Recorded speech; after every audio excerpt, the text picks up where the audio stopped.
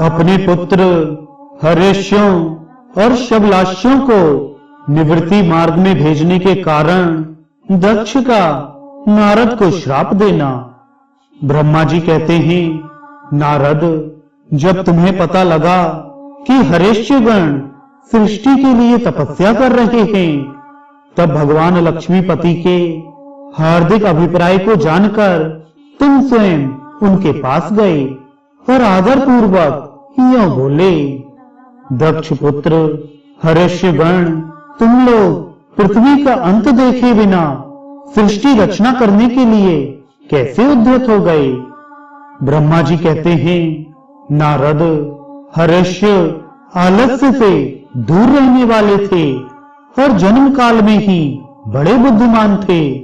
वे सबके सब तुम्हारा उपर्युक्त कथन सुनकर स्वयं उस पर विचार करने लगे।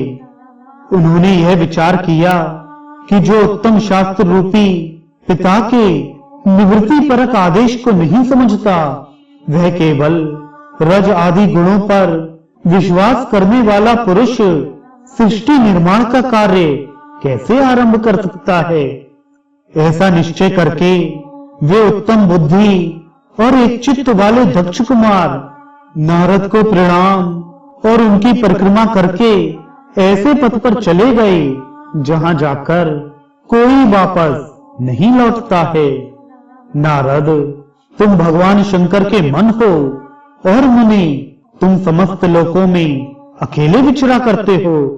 तुम्हारे मन में कोई विकार नहीं है, क्योंकि तुम सदा महेश्वर की मनोवृत्ति के अनुसार ही कार्य करते हो। जब बहुत समय बीत गया, तब मेरे पुत्र प्रजापति दक्ष को यह पता लगा कि मेरे सभी पुत्र नारद से शिक्षा पाकर मेरे हाथ से निकल गए। इससे उन्हें बड़ा दुख हुआ।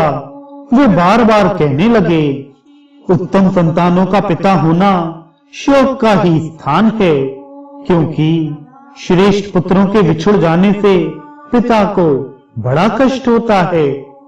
शिव की माया से मोहित होने से दक्ष को पुत्र वियोग के कारण बहुत शोक होने लगा। तब मैंने आकर अपने बेटे दक्ष को बड़े प्रेम से समझाया और सांत्वना दी। देव का विधान प्रबल होता है इत्यादि बातें बताकर उनके मन को शांत किया। मेरे सांत्वना देने पर दक्ष पुनः पंचजन्य कन्या असकनी के गर्भ से शबलाश्य नाम के एक सहस्त्र पुत्र उत्पन्न किए। पिता का आदेश पाकर वे पुत्र भी प्रजा सृष्टि के लिए दृढ़ता पूर्वक प्रतिज्ञा पालन का नियम ले उसी स्थान पर गए जहां उनके सिद्धि को प्राप्त हुए बड़े भाई गए थे।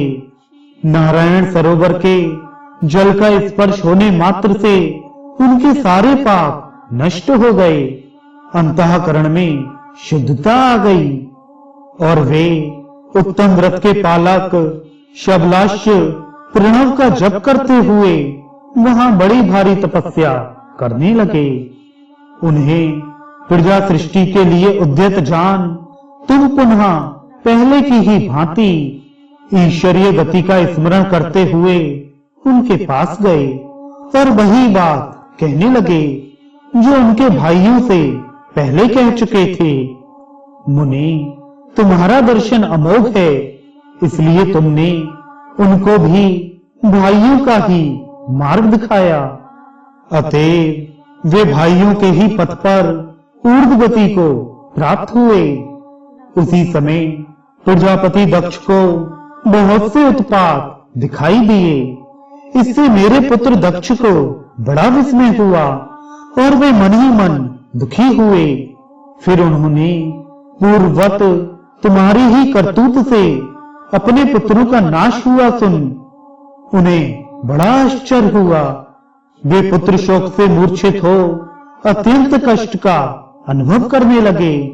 फिर दक्ष ने तुम पर बड़ा भारी क्रोध किया और कहा, यह नारद बड़ा दुष्ट है। दैववश उसी समय तुम दक्ष पर अनुग्रह करने के लिए वहां आ पहुंचे। तुम्हें देखते ही शोकावेश से युक्त हुए दक्ष के होंठ रोष से फड़कने लगे। तुम्हें सामने पाकर वे धिक्कारने और निंदा करने लगे। दक्ष ने कहा, ओ नीच, तुमने यह क्या किया? तुमने झूठ मूठ साधुओं का बाना पहन रखा है। इसी के द्वारा ठगकर हमारे भोले भाले बालकों को जो तुमने भिक्षुओं का मार्ग दिखाया है, यह अच्छा नहीं किया।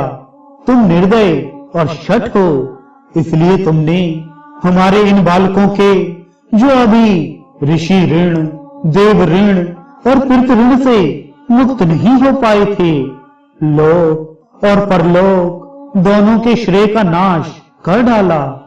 जो पुरुष इन तीनों ऋणों को उतारे बिना ही मोक्ष की इच्छा मन में लिए माता पिता को त्याग कर घर से निकल जाता है, सन्यासी हो जाता है, वह अधोगति को प्राप्त होता है।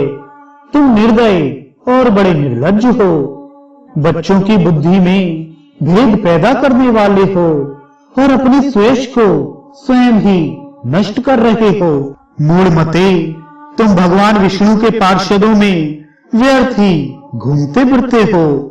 अधमाधम, तुमने बारंबार मेरा अमंगल किया है, अतः आज से तीनों लोकों में विचरते हुए तुम्हारा पैर कहीं स्थिर नहीं रहेंगे, अथवा कहीं भी तुम्हें ठहरने के लिए स्थिर ठौर ठिकाना नहीं मिलेगा। नारद, यद्यपि तुम साधु पुरुषों द्वारा सम्मानित हो, तथापि उस समय दक्ष ने शोकवश तुम्हें वैसा श्राप दे दिया। वे ईश्वर की इच्छा को नहीं समझ सके। शिव की माया ने उन्हें अत्यंत मोहित कर दिया था। मुने, तुमने उस श्राप को चुपचाप ग्रहण कर लिया और अपने चित्त में विकार नहीं आने दिया। यही ब्रह्म भाव है। ईश्वर कोटि के महात्मा पुरुष स्वयं श्राप को मिटा देने में समर्थ होने पर भी उसे सह लेते हैं।